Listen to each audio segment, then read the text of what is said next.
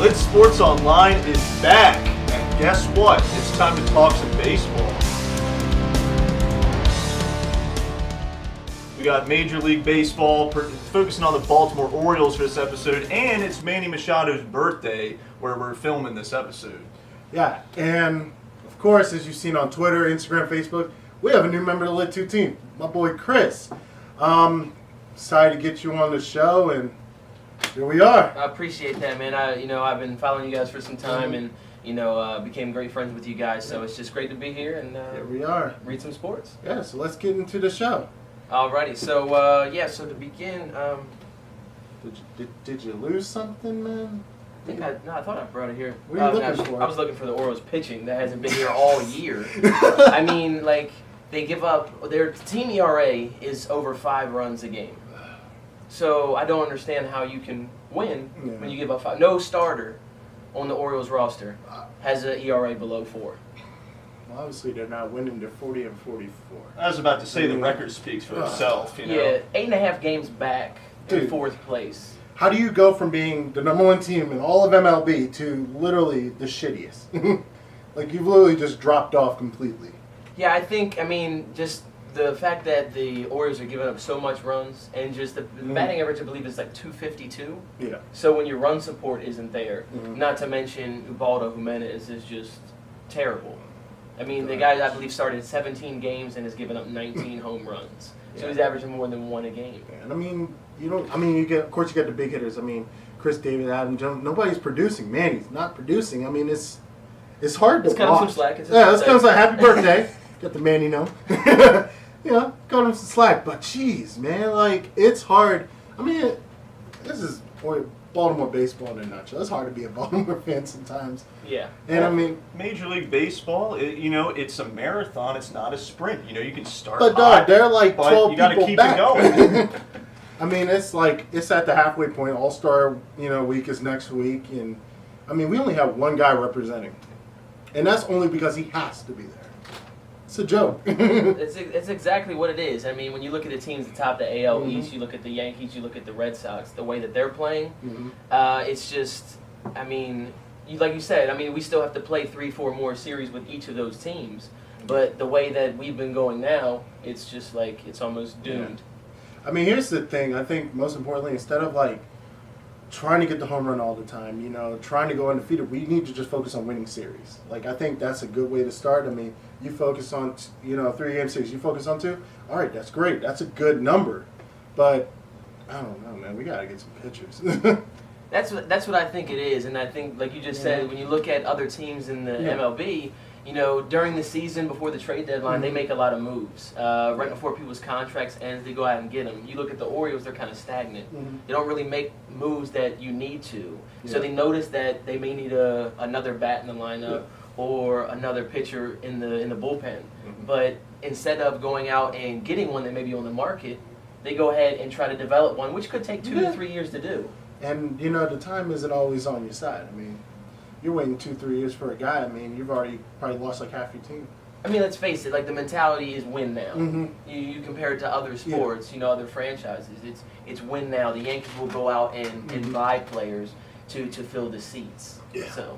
Well, speaking of which, the Orioles actually made a move a couple hours ago. They picked up Johnny Gmroyster45 from Norfolk. See, this is some below-average hitter. I don't even who. This is exactly what I'm talking about. I'm pretty. What's his name again?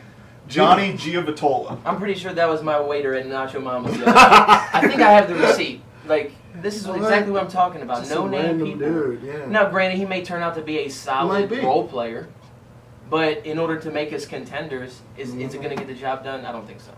I just don't know what happened between the beginning of the season and now, though. That's what really makes. That's what really has me mind-boggled. It's like, how do you go from being one of the best to the worst?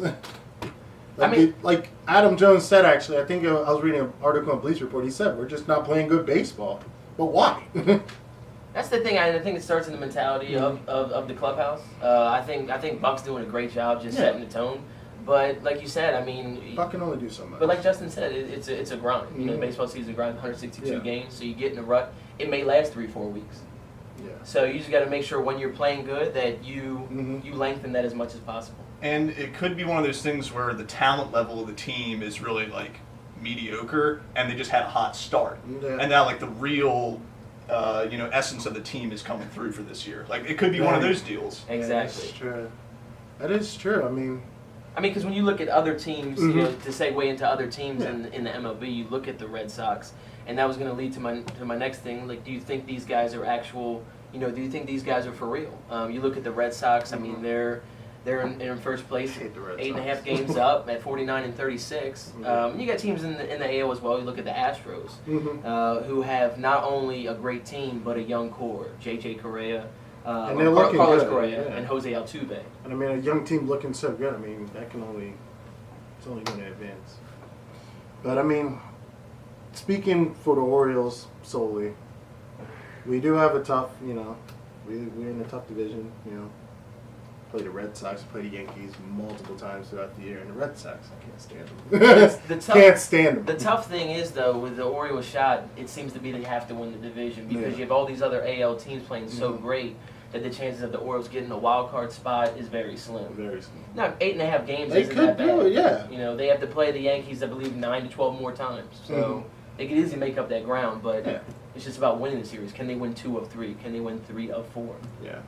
Well, statistically, the Orioles at this point in the season are ranked pretty poorly in hitting and pitching, so it's going to be hard to make that comeback.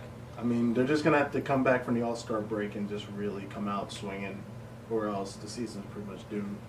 I mean, if they don't make a strong run in July and the beginning of August, I mean, you can pretty much kiss this season goodbye. Yeah. But we're not out. We're not out. There's still a possibility. Like you said, marathon. Keep jogging. Keep running. You got it. You got it. But coming up in the next week, you have the All-Star break. You have not only the Home Run Derby. You have the All-Star Game. Yes. Not to mention Jonathan Scope. Congratulations, only Oriole to represent. That's like you said, because they have to. But any predictions on the Home Run Derby? I'm not really 100% sure. I mean, there's so many people. I mean, the big names that are out there are Aaron Judge for the Yankees. I don't know if you guys. He's built like Gronkowski. He's like 6'8", 270. He's a giant. And you have Giancarlo Stanton down in Miami. So those are the two big powerhouses. I think I'm gonna go with him. Honestly, I mean, you got a guy as big as a freaking tight end in the NFL. I mean, he's chopping down trees. Whichever one of them looks like they're taking steroids, that's what I'll go with. So both. Essentially, half the MLB. Okay. They're built like middle linebackers, so. Just out there. But yeah, I mean, it's been a tough season for the Orioles. It's not over yet, as we all know, and who knows, that Oriole magic, it's going to shine. I'm confident. Yeah, I think I just want to leave like on a public service announcement. As Orioles fans, please give us something to root for. Whether it's runs, whether it's pitching, whether it's new food you introduce to the ballpark, get us out there, please. If you guys at Academy Arts, if you're watching, Old Bay brats, have you guys ever had them? They need them at Academy Arts. They might even have them. I've never seen them there, but they're the most amazing thing ever. Now, I'm not mistaken, because the last time I've been there was, I haven't been to an Oriole game this year, but it was last year. They had a hot dog. It was $12. What? It had crab meat, Old Bay, mac and cheese on top. What? Now, I'm pretty sure they got rid of it. See, that's the stuff I'm talking about. Because of the risk of diabetes and high blood pressure. That could be it. And the team is in peril when all we have to look forward to is the concession stand. All right, Justin, you don't even watch baseball. But I mean, seriously though, Old Bay brats, keep it posted.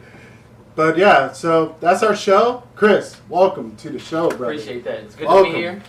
But like I said, this is the midway at the season point, for MLB, and we're going to be happy to keep you updated as we go along.